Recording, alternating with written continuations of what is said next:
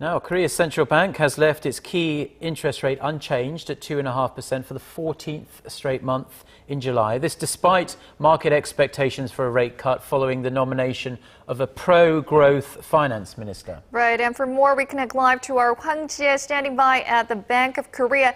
Ji-hye, the bank also cut its growth outlook for this year. Tell us about that. Yes, Jinju, the central bank cut its growth outlook by 0.2 percentage points to 3.8% for this year, and it also cut 0.2 percentage points to 4% for next year.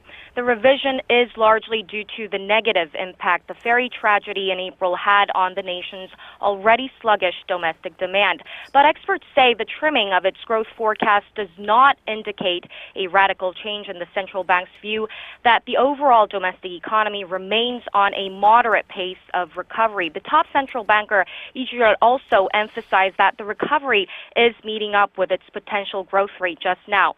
Experts add that even though the growth outlook is lowered, it means the current economic fundamentals still support a mid-3% range growth this year. Service sector production and retail sales also picked up last month after declining in April, in a sign that the economy might be pulling out of a private spending slump caused by the ferry disaster. Guys? Yeah, so then that isn't really the new growth outlook in a way, is it really? So brushing aside expectations for a growth supporting rate cut, at least in the near future then? Yes, Mark. And as you mentioned earlier, the bank actually kept its key rate steady at 2.5% for this month, following its monthly monetary policy meeting today. And this comes after Finance Minister nominee Choi Kyung-hwan urged the Bank of Korea to seek easier monetary policies to spur growth.